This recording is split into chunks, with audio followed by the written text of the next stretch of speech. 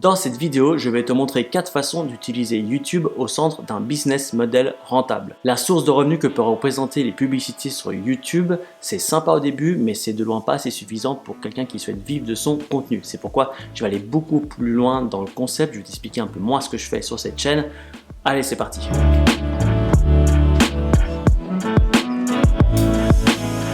Hello, c'est Nico, j'espère que tu vas bien. Bienvenue sur ma chaîne où j'aide les entrepreneurs à développer leurs réseaux sociaux et convertir leur audience en clients. J'ai une petite annonce à te faire en fin de vidéo, donc regarde bien la vidéo en entier ou alors tu skips, tu vas direct à la fin pour voir la vidéo ensuite. Bref, fais comme tu veux. De très grands entrepreneurs en ligne comme Roberto Blake ou Sonny Lenarduzzi ont su utiliser vraiment la puissance de YouTube pour créer un business rentable. Ces deux personnes font souvent référence au mot starving artist. Artistes affamés. Ces artistes affamés sont tout simplement des créateurs de contenu qui n'ont pas réussi à monétiser la notoriété qu'ils pouvaient avoir sur leur chaîne ou du moins qui ont fini par s'essouffler à tellement ils ont créé de contenu mais qui n'ont jamais réussi à vivre de leur passion. La plupart de ces créateurs de contenu se reposent intégralement sur les revenus publicitaires de YouTube ou encore sur du marketing d'affiliation, mais ce n'est de loin pas assez suffisant. Malheureusement, ils ne se rendent pas compte de toutes les opportunités que peut apporter YouTube, à quel point ça peut être un vrai trafic de prospects, une vraie audience qui peut être convertie en client par la suite. Si tu commences à avoir une certaine notoriété sur ta chaîne, tu commences à avoir de plus en plus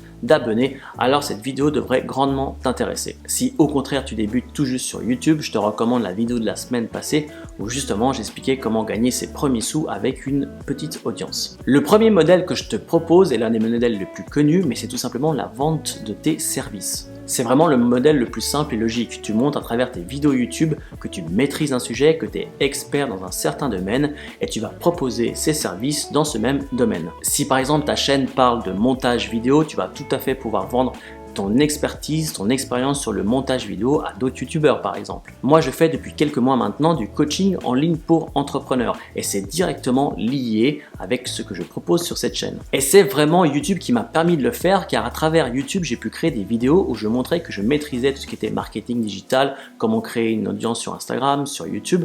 Donc c'était assez naturellement que les gens sont venus directement à moi pour me demander de les coacher, de les aider dans cette épreuve. À travers mes vidéos, les gens vont pouvoir se faire une idée très précise de qui je suis. Ils vont voir mes visages, ils vont voir comment je m'exprime, les locutions.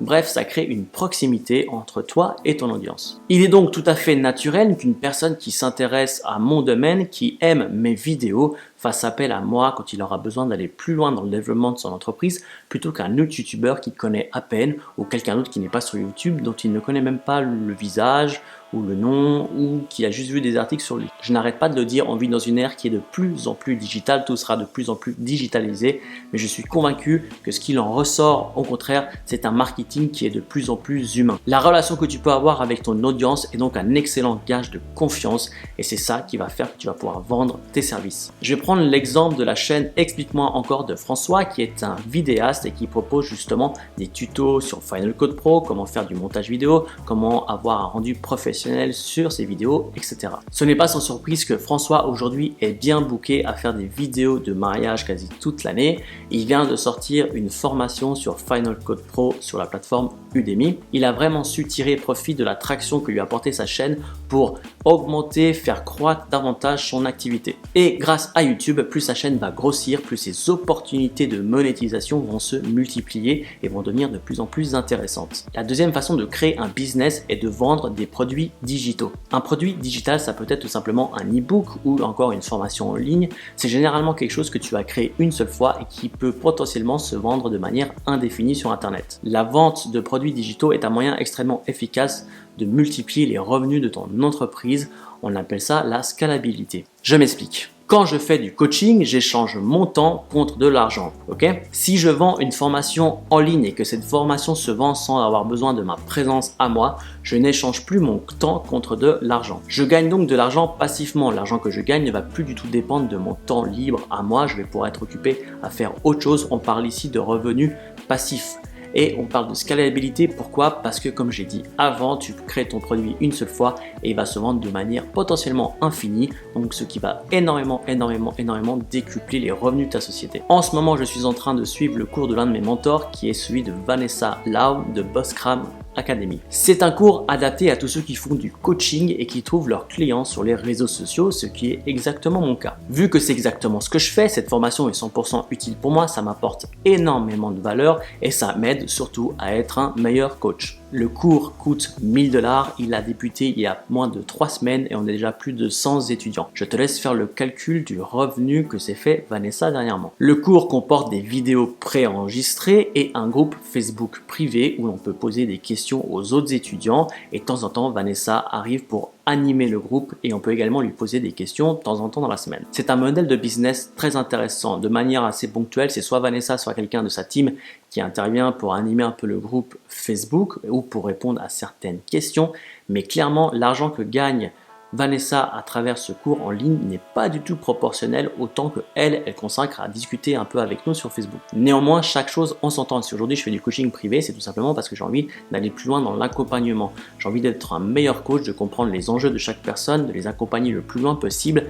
Et une fois que j'aurai atteint une certaine expérience dans du coaching de personne à personne, je pourrais éventuellement me lancer dans de la formation en ligne. C'est en tout cas comme ça que moi je vois les choses, évidemment. Peut-être que pour une autre personne, un autre entrepreneur en ligne, ça sera différent. Que tu vends des formations en ligne ou du coaching ou des services, peu importe, dans ce cas de figure, YouTube devient une plateforme gratuite de publicité pour ton activité. Chaque vidéo que je fais me permet d'exposer mon expertise dans mon domaine et chaque vidéo me permet également d'établir une relation avec mon audience. En plus de ça, chacune de mes vidéos peut faire des vues théoriquement indéfiniment. Du moment qu'une vidéo est bien référencée, elle fait des vues chaque jour de manière indéfinie. Ce qui est extrêmement intéressant comparé à si j'avais fait cette même vidéo sur Instagram ou sur Facebook. Au bout de 5 minutes, ma vidéo n'existe plus. Donc tout simplement en mettant un lien vers ton service ou tes produits en description de la vidéo, tu vas pouvoir créer du trafic vers ton offre de manière infinie et surtout pour ça marche pour une vidéo mais ça va se multiplier par le nombre de vidéos que tu vas faire. Attention cependant, j'ai pas envie de me la jouer vendeur de rêve et te dire que tout ça c'est faisable en un jour. Moi ça fait plus d'un an que je suis sur YouTube, que je crée du contenu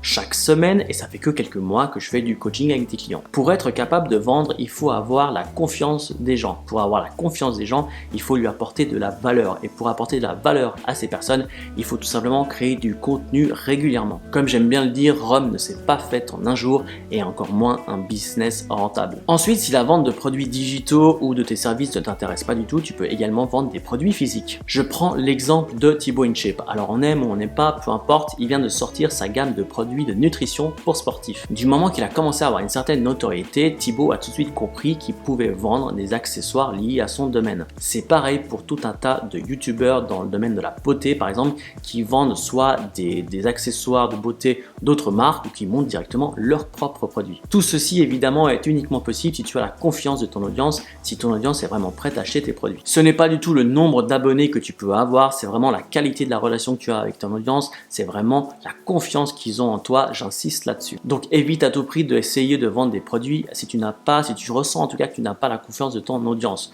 Pour moi, le succès sur YouTube a 2 phases. Une première phase sert à créer justement une communauté, à créer une audience qui t'est fidèle et qui te fait confiance. Et dans la deuxième phase, éventuellement là, tu peux commencer à la monétiser. Donc, si tu as une petite communauté avec laquelle tu n'as pas encore pu établir une confiance de fer, ou que tu n'as pas le capital pour vendre tes propres produits, ou que tu n'as pas du tout envie, ou tu ne te sens pas légitime de vendre tes propres services, ou encore moins de faire de la formation en ligne, je te conseille ce dernier business model. Il s'agit du marketing d'affiliation. C'est quand une personne va acheter un produit grâce à tes recommandations. Au moment où la personne fait l'achat, tu vas recevoir toi une commission parce que la personne est passée par toi. C'est grâce à toi que la personne a acheté ce produit. Si on prend l'exemple de la description de mes vidéos, tu vas y retrouver des liens. Ces liens sont des liens d'affiliation Amazon. Chaque fois qu'une personne achète à travers l'un de mes liens, je vais toucher une commission. Et ce qui est bien avec Amazon, c'est que je vais toucher une commission sur tout ce qu'elle achète dans les prochaines 24 heures, même si ce n'est pas directement lié au produit que j'avais mis en avant. Il y a à peu près aujourd'hui un programme d'affiliation pour à peu près tous les services et tous les produits. Donc regarde bien ce que toi tu utilises dans le cadre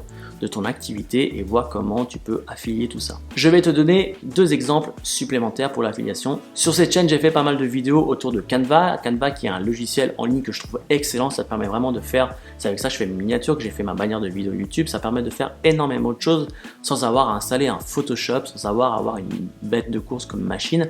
c'est vraiment utile et je le recommande assez vivement. De la même manière, j'ai fait quelques vidéos autour de TubeBuddy. TubeBuddy qui est une extension Chrome indispensable selon moi pour les youtubeurs. Une fois que tu l'installes, tu vas avoir des statistiques sur les mots-clés que tu vas mettre sur la barre de recherche YouTube et ça va te permettre ainsi de trouver des mots-clés pour tes vidéos, de trouver les bons titres de tes vidéos, etc. etc. Si tu veux en savoir plus, je t'ai mis la vidéo là. J'utilise la version payante à 49 $ par mois de TubeBuddy, mais vu que je suis dans le programme affilié et vu que je l'ai tellement recommandé que les gens l'ont installé grâce à moi, elle est gratuite à vie pour moi. Je ne paye plus les 49 € aujourd'hui. En plus de ça, chaque fois qu'une personne achète une licence TubeBuddy grâce à mon lien, je vais toucher 50% de commission là-dessus.